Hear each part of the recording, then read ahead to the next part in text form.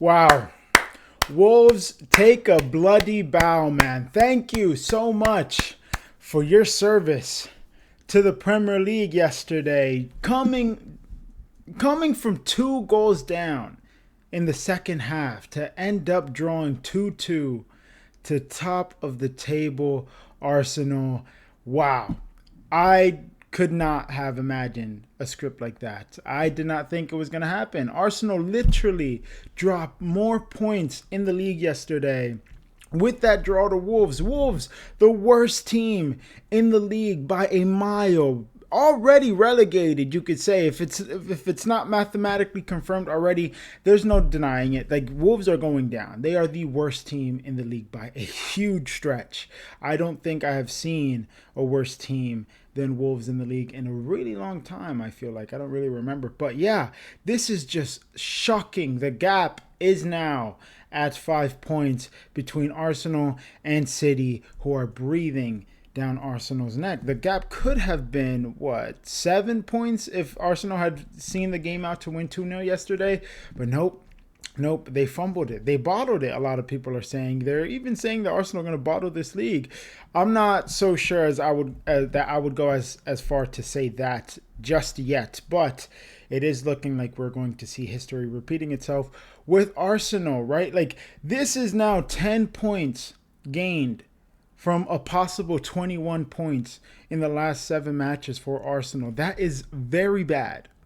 That is very bad considering the fact that they are looking for their very first Premier League title in over 20 years, right? Like, you've seen them most of the season. They have been so dominant in a sense, right? Like, they're whatever. They have been very sure of themselves. They have been very solid in defense. They have been able to see games out in a very frustrating fashion. I will say so myself, because I've been wanting them to drop points so desperately throughout most of the season, and we haven't gotten that up until the last month or so.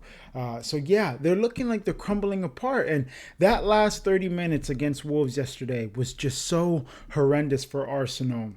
Right, they let the 2-goal lead slip completely. David Raya at the end there for the equalizer. I have no idea what he's doing coming out for that ball when he has no right. He does not need to come out to try to claim the ball. Gabriel seemed like he was completely fine dealing with the cross coming in.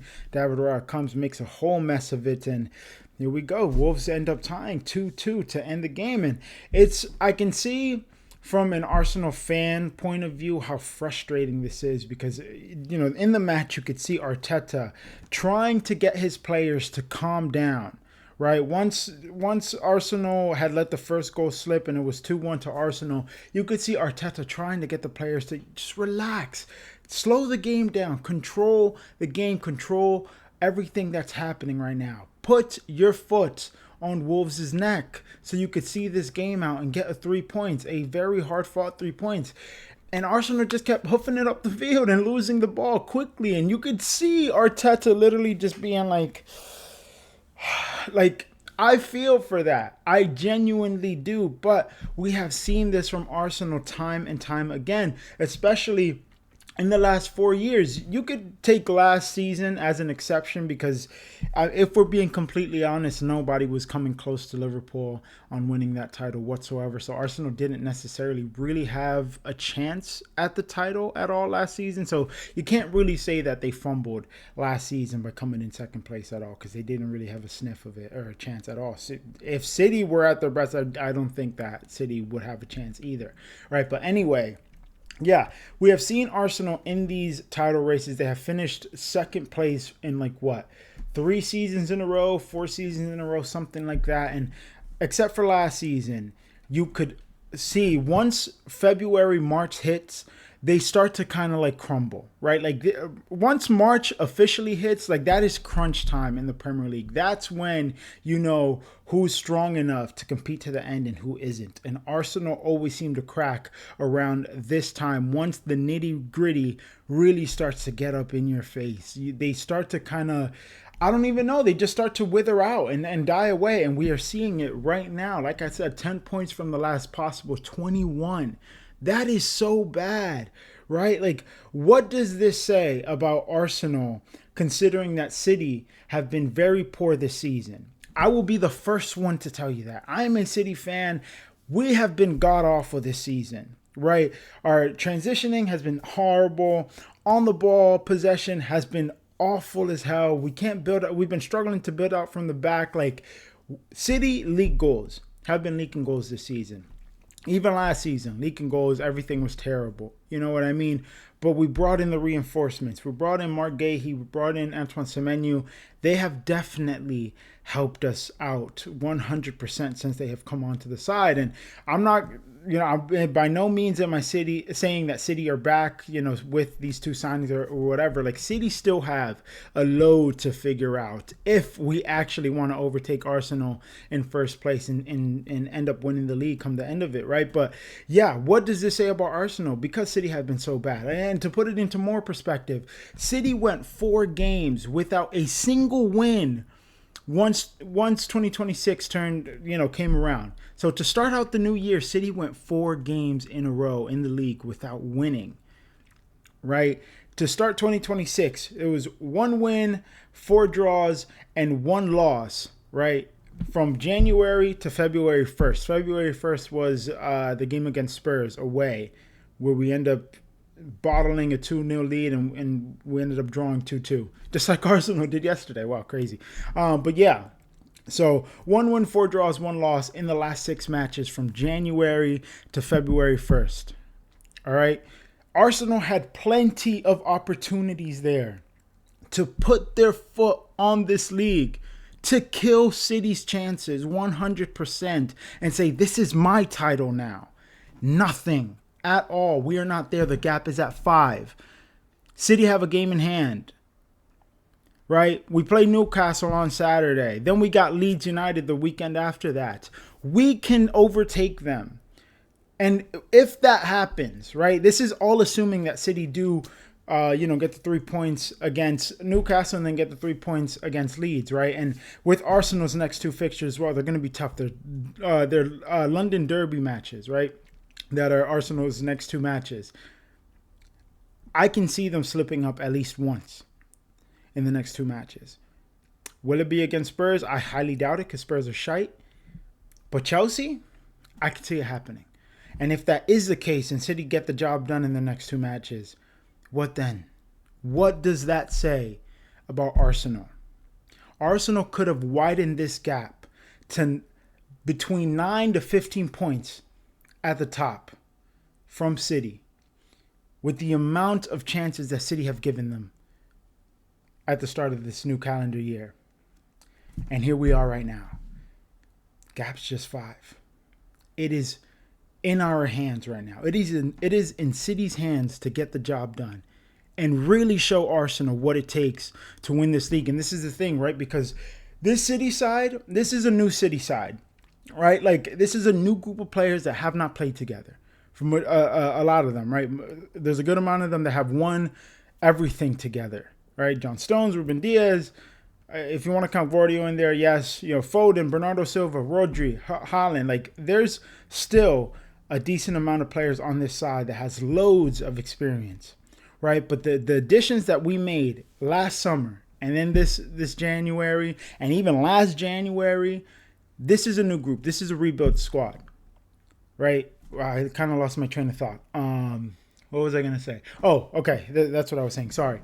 Okay. Even though it's a rebuilt squad, Pep Guardiola knows what it takes. There's enough experience on this side that knows what it takes to see out a season, to see out a league and get over the line. Not just in the league, but with other trophies as well. The Carabao Cup, FA Cup, the Champions League, like they know what mentality they have. They know what it takes physically, mentally, spiritually. They know everything that it takes to win this league once we get into crunch time. The question is whether or not these new players that are added onto this squad can follow along and be like, okay, I trust this process. We can do it. The opportunity's right there. Right. The question is if these new players can take that and not crumble into the pressure, right? So, yeah, Arsenal, they don't have that experience at all. They have the experience of crumbling it, but you really thought, once this season was up and going, in the first half of this season, You thought, wow, Arsenal could actually do it. They can overcome what has been their Achilles heel, and they have done a magnificent job at preparing themselves, at making sure that everything was in place in order for them to actually see out a season and not fold once we get into the nitty gritty. They have the squad depth. This is probably the best squad depth that they have had in a really, really, really, really long time, right? They've dealt with the injuries. They've been playing good enough football to be where they are right now. But they're slipping. They're slipping. And I want to say this. I'm going to close this out in a couple minutes, a few minutes. But I want to say this. I genuinely do not think that Arsenal are all that great this season. Are they a good team? Absolutely. They are arguably the best team in Europe right now. They're in first place in the league for a reason. They're in first place in the Champions League for a reason, but they're not playing groundbreaking football. Right? They're not playing the way that we have been used to seeing Manchester City Pep side, right? Dominant, just like art form of football being played at all, right? That's not Arsenal. They're not playing beautiful football. I don't like watching them play football. I don't like the way that they play.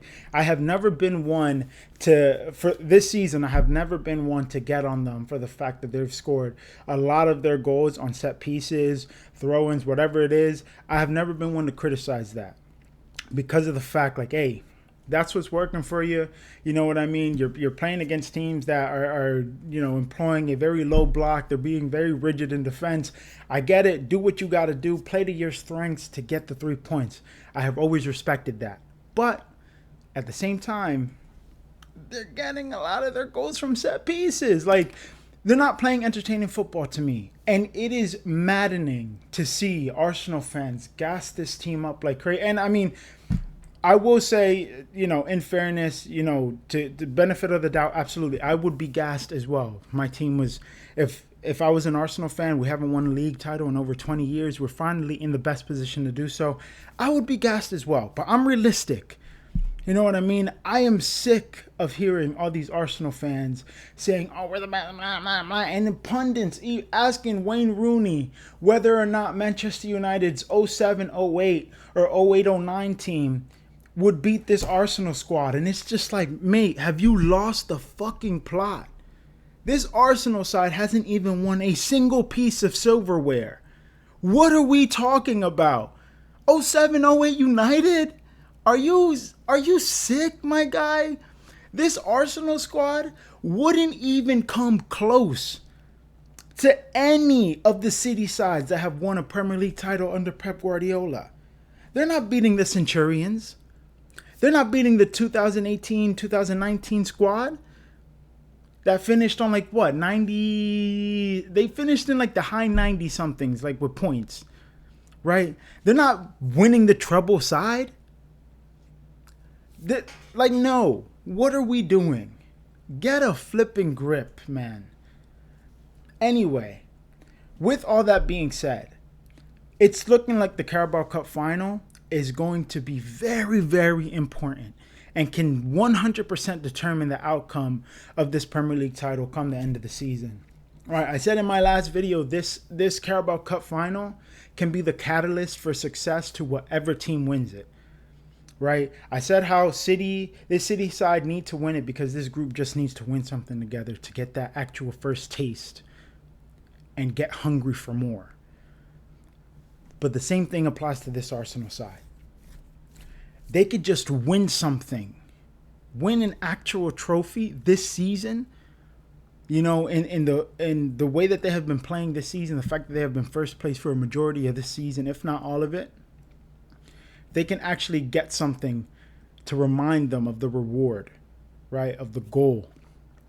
That could be the catalyst to put them in a whole nother gear and really put an end to this title race. Who knows?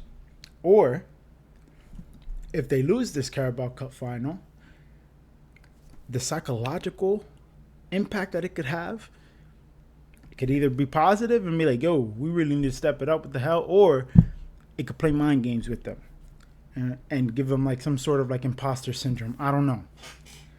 But That's all I'll say about that. I'll end this video by asking, if Arsenal do end up bottling this league, would it be justifiable if Arteta gets sacked for it?